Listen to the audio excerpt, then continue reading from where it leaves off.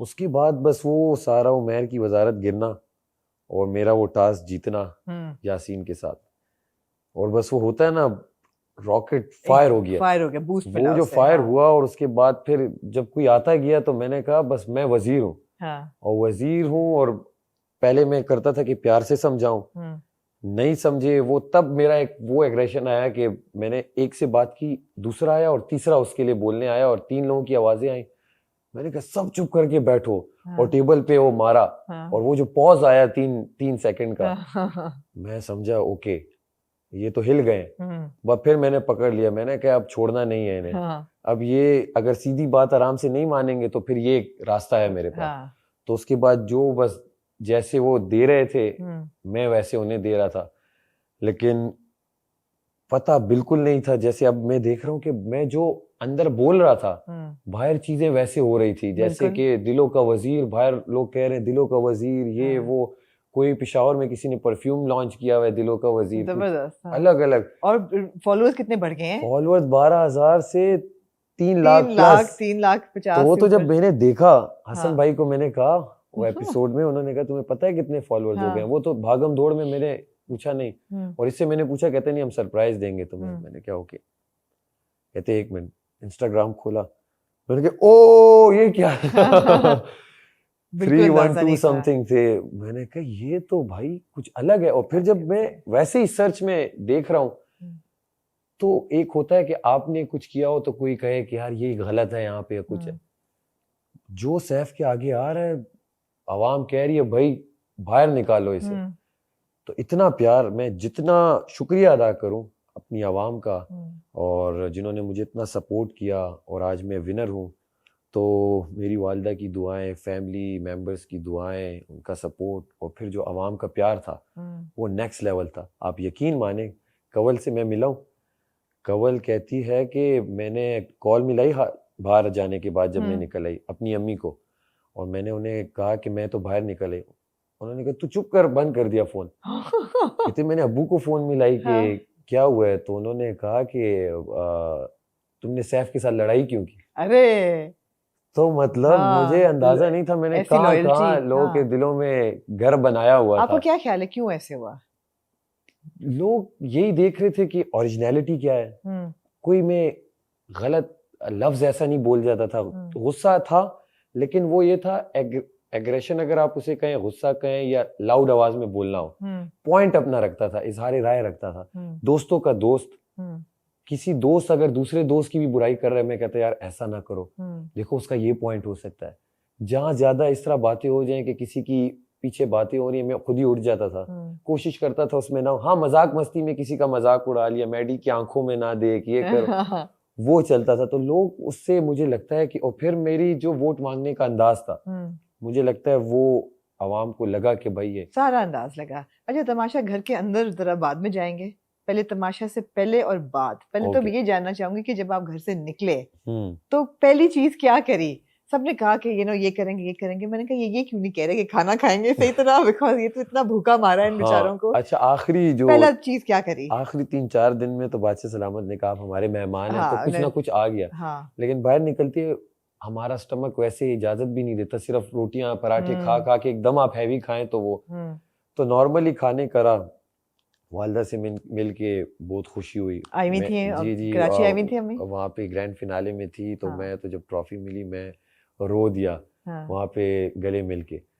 तो वो एक खुशी एक अलग थी, फैमिली मेंबर्स सब थे, और उसके साथ फिर ये शौक था एक 12,000 से 300 प्लस वाला सफर, ये तो शौक था। और फिर होटल जैसे ही गया, और मास्क मेरे पहना हुआ था कि चंद लोगों ने कहा ये जबकि ट्रॉफी भी छुपी हुई थी, सब कुछ पहचान लिया लोगों ने। तो बस पहचान लिया उन्होंने, तो उन्होंने कहा अभी वो है, आप फिर कल परसों वो करें। तो बिल्कुल मैं बता नहीं सकता, जितना मैं शुक्र अदा करूं अल्लाह का कम है।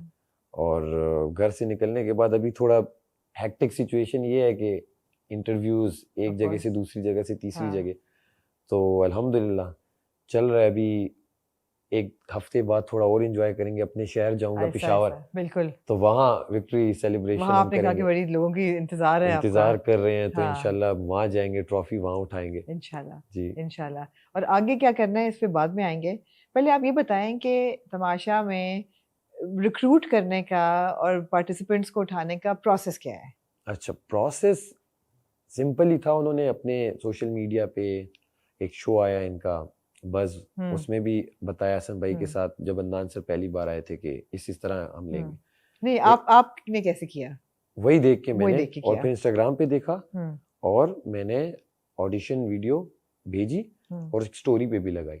और स्टोरी से मेरे एक फैन ने उठा के अदनान सर को भी भेजी। मैंने भी अदनान सर को भेजी थी, उन्होंने एक्सेप्ट नहीं की थी। अच्छा। उनकी एक्सेप्ट कर ली कहीं उसमें, और उन्हें बोला कि इसे बोलो कि ये करके दोबारा भेजे। दोबारा भेजी तो कहा इसकी आवाज नहीं आ रही। अब मैं उसके साथ लगा, वो स्क्रीनशॉट भेजे, क्योंकि मुझे यकीन भी नहीं आ रहा था कि अदनान सर रिप्लाई भी दे रहे हैं। खैर उन्होंने कहा कि एक काम, अच्छा इसका नंबर भी भेज दो। नंबर भी दे दिया। वहाँ पे भी जहाँ ऑडिशन मैंने दिया था इनके नंबर पे, व्हाट्सएप वाले, वहाँ पर भी डबल टिक हो गया था, इट मीन्स की वीडियो देखी गई। देख लिए। तो वहाँ भी नंबर मैंने सेंड कर दिया। मुझे फिर कॉल आई शाम में। जब कॉल आई, उन्होंने कहा इस तरह है कि आपकी वीडियो हमने देखी है और अब आपको हम इंटरव्यू के लिए फ्राइडे वाले दिन हम कर देंगे। कॉल आई स्काइप पे, उस पे जे सर के साथ। जे सर ने इंटरव्यू लिया, और इनको क्रेडिट जाएगा ये ARY डिजिटल, तमाशा टीम, बादशाह सलामत, जे सर की इंटरव्यू में उन्होंने क्या देखा मुझ में, सिंपल से क्वेश्चंस किए, बोला कुछ सुना दो, और बस मेरा अंदाज शायद वैसे होगा। सवाल क्या पूछे? सवाल यही थे, अच्छा अपने बारे में बस कुछ बताओ। मैंने बता दिया ये मैं करता हूँ। अच्छा इसके अलावा क्या करते हो? मैंने कहा मैं ये क्रिकेट भी खेलता हूँ, और अच्छा स्पोर्ट्समैन हूँ। कहते अच्छा। और ये पूछा कि कुछ सुना दो। मैंने वो एक मेरे पास तुम हो और एक 2 बोल वाला गाना सुना दिया, एक बार का गिटार के साथ, एक बार बगैर उसके।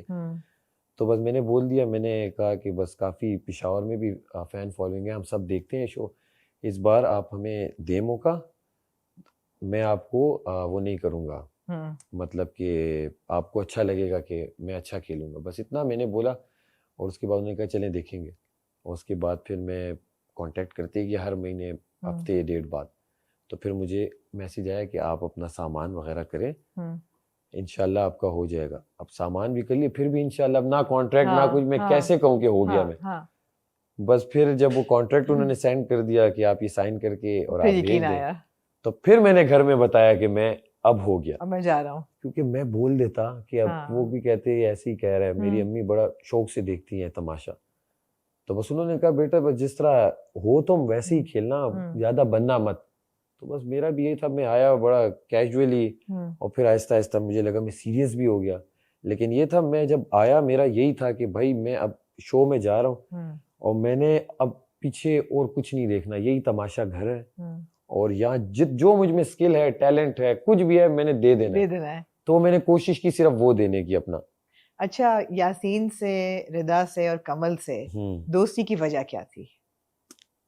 पॉजिटिव वाइब्स आ रही थी, सिंपल, वाजे था।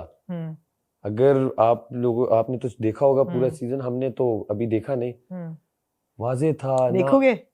हाँ कुछ अरसे बाद, अभी तो ये चेहरे बहुत देख लिए, कुछ अरसे बाद जरा आराम से बैठ के सारे देखेंगे कि क्या क्या किया हमने। तो एक पॉजिटिव एनर्जी, पॉजिटिव वाइब आती थी। कोई ऐसी बातें नहीं कि एक के पीछे बात, दूसरे अपने ही उसमें हम हंसी मजाक करते थे, एक दूसरे को ही छेड़ के मोस्टली, और एक दूसरे की केयर करते थे।